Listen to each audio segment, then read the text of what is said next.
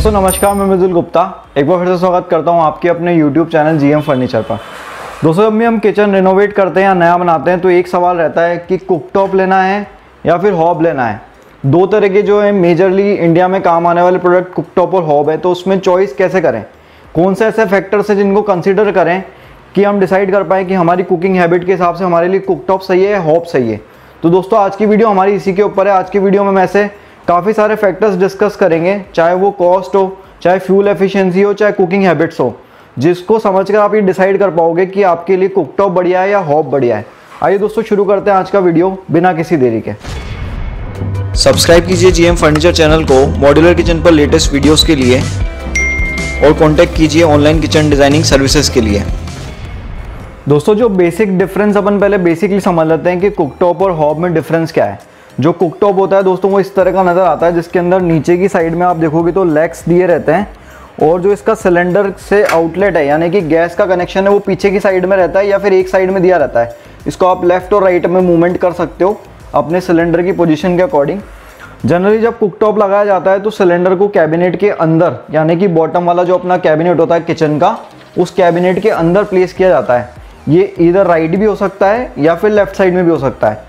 अगर आप gas cylinder को बाहर रखने का प्लान कर रहे हो तो उसका जो गैस पाइपलाइन का आउटलेट रहता है, मतलब उसका जो यहाँ पे टैप लगेगा गैस के लिए, वो यहाँ पे लगाया जाता है। जनरली इस पोजीशन पे रहता है ताकि उससे आप सीधा गैस पाइप को यहाँ पे इसके इनलेट में कनेक्ट कर दो। तो ये वाला सिस्टम हमारा कुकटॉप के अंदर रहता है।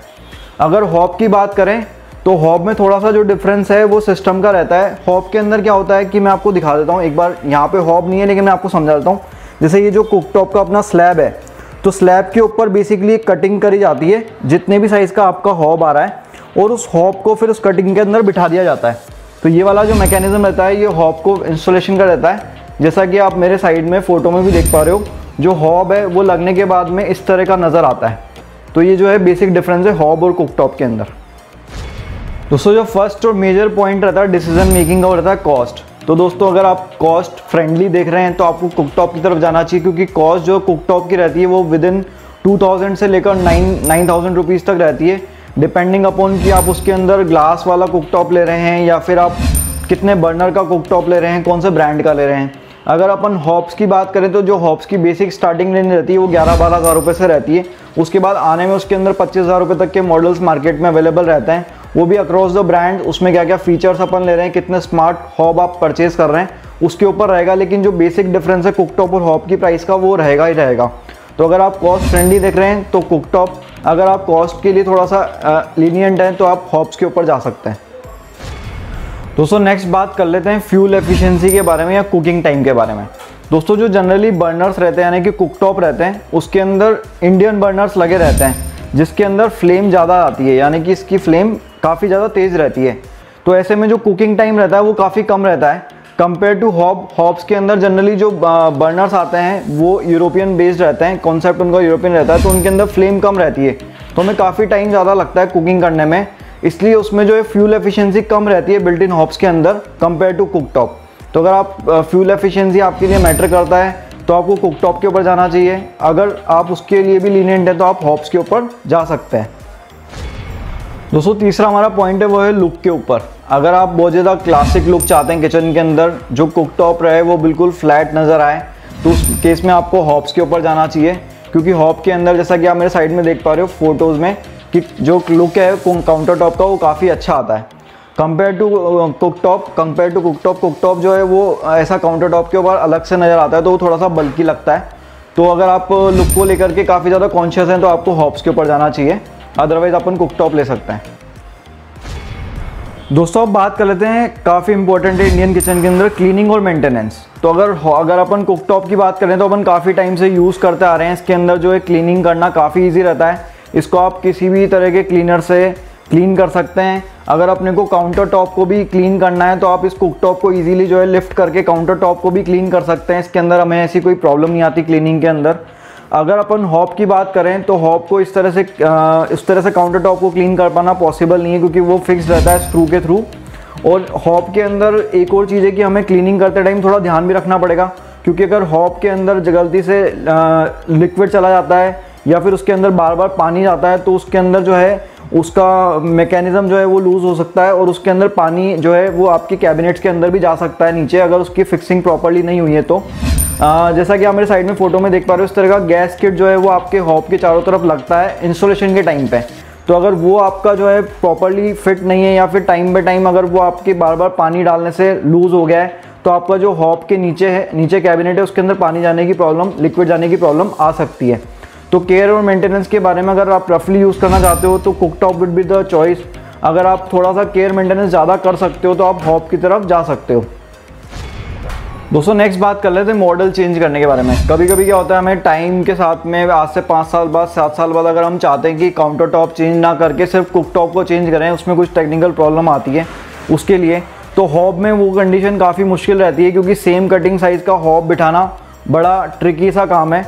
अगर अपन कुकटॉप की बात करें तो कुकटॉप में वो चीज़ बड़ी आसान रहती है, क्योंकि हम कुकटॉप, क्योंकि वो अलग से अंदर फिट नहीं होता तो उसको आप कभी भी जो है चेंज कर सकते हो। तो ये वाला जो फैक्टर है कुकटॉप के लिए बेनिफिशियल माना जाता है।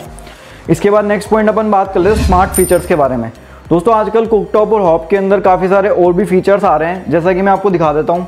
एक जो फीचर होता है ऑटो इग्निशन का, तो ऑटो इग्निशन जो है वो इसको बोला जाता है। ये जो है इस तरह से मॉडल में वर्क करता है, इसमें आपको लाइटर की आवश्यकता नहीं रहती। तो ये जो है ये वाला फीचर आपको कुकटॉप और हॉब दोनों में मिल जाएगा, तो इसलिए आपको उसके लिए कोई वरी होने की ज़रूरत नहीं है। अगर आप हॉब में चाहते हैं ऑटो इग्निशन, तो उसमें तो ऑटो इग्निशन ही आते हैं ज़्यादातर मॉडल, और अगर कुकटॉप में चाहिए तो कुकटॉप में भी आजकल ऑटो इग्निशन मॉडल अवेलेबल होने लग गए हैं। इसके अलावा दोस्तों कुछ ऐसे फीचर्स रहते हैं, जैसे कि अलार्म सिस्टम होता है या फिर टाइमर सेट करना होता है कि हमें ज़्यादा ना पक जाए खाना, इसके लिए टाइमर सेट करना है। तो वो इस तरह के जो स्मार्ट फीचर्स हैं ये दोस्तों जनरली सिर्फ हॉब में ही अवेलेबल रहते हैं, ये कुकटॉप में अवेलेबल नहीं रहते हैं। तो इस तरह के अगर आपको बहुत ज़्यादा स्मार्ट फीचर्स अपनी किचन में, अपने कुकटॉप में चाहिए तो आपको हॉब की तरफ जाना चाहिए, अदरवाइज़ अपन कुकटॉप को प्रेफर कर सकते हैं। दोस्तों मैं आपके साथ में एक टिप शेयर करना चाहूँगा कि अगर आप हॉब प्लान कर रहे हैं तो आपको किस पोजीशन पे हॉब परचेज कर लेना चाहिए। दोस्तों अगर आप आगे चल के हॉब को प्लान करने वाले हैं तो मेरा आपसे यही सजेशन रहेगा कि आप जब काउंटर टॉप को लगाने वाले हैं उसके पहले ही हॉब को सेलेक्ट कर लें, ताकि आपका जो काउंटर टॉप बिठाने वाला कारीगर है वो हॉब के हिसाब से उसकी जो कटिंग है वो कर पाए। दोस्तों आपको ये कटिंग किस तरह से करानी है, उसके लिए जो है जनरली जो जितने भी मॉडल्स देते हैं, मतलब जितने भी ब्रांड्स रहते हैं उनके जो कैटलॉग रहते हैं, जो हॉब आएगा हॉब के अंदर जो है देखिए इस तरह से ग्रेनाइट कट साइज़ जो है यहाँ पे मेंशन रहती है।